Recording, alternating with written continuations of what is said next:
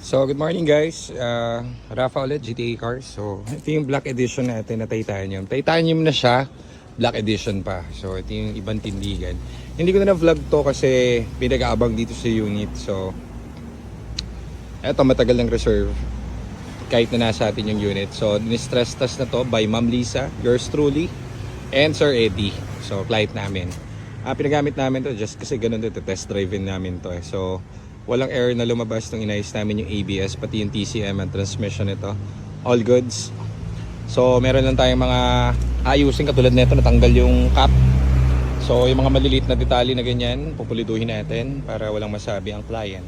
Ibang tindigan, ang hanap talaga nila ma'am, black. Kaso, nagbago yata ang isip nila ma'am. Nung nakita yung ating black titanium. So, wala, hindi na umabot sa posting. Tapos, ibang tindig talaga.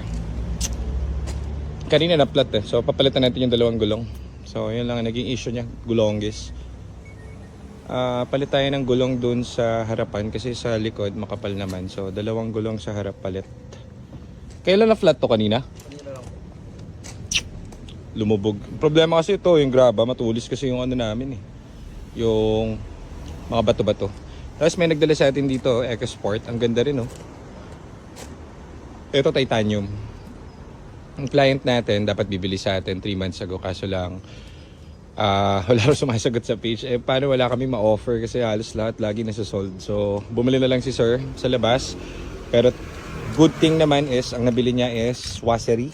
So okay lang yan pag nakabili kayo sa labas, wala lang problem, kami na lang magsa-service. So sa atin pinapa-servicean tong unit niya.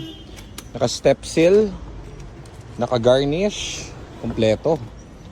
Mga high-end na mga kinabit na sir. So, naka-Tesla. Ganda ng Tesla niya. Ang bilis siya. Ang taas ng gigabyte niyan. Mahal na gastos ni sir. QCY, syempre.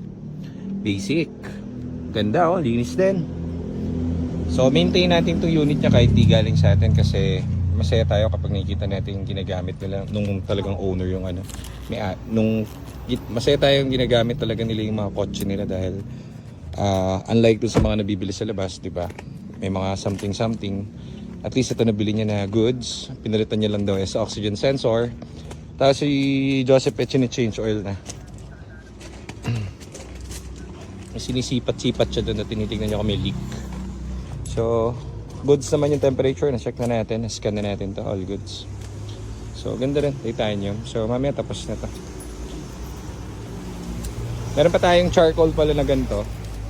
Yan charcoal, dalawa ito. Sold na ba itong dalawang charcoal? Isa na lang, yung isa reserve na rin kay Sir Yen. Isa na lang pala. Oh, 15. So ito yung dalawa natin. Ito mga palit ng transmission nito mga to. Simula dito hanggang doon. Yan, lahat sold. Anong available dito ito? Ito available, yun reserve na. Ito, available. Pangat lang yung kulay, marumi. Yan na lang. Yan. Ito pa pala, meron pa pala tayong titanium na black. So, yan, if kailangan nyo. Yan. Wala na tayong ma-offer. So, kanina, itong pula, ni-reserve na rin. Wala na talaga. Tayong ma-offer. So, kailangan na namin bumili. Kaso lang, kailangan, syempre, yung bibili natin is quality rin. And, alam natin yung mga i-refresh. Sayang ito, hindi mo lang na-post talaga. Pero, wala. Yan talaga. Kinis niya, no? Pogi, no? Iba yung tindigan ng black titanium. Oh. Pogi, mga suplado. So yun muna, tatakbo tayo yung unit mamaya kasi wala na kami mabenta, para na kaming hindi showroom. Bibili naman tayo. Kay Edwin, shout out. Pakain ng asin si Edwin. Mga doggies natin dyan. Init ngayon, no? Sana umulan kahit pa paano para hindi masyado majinit.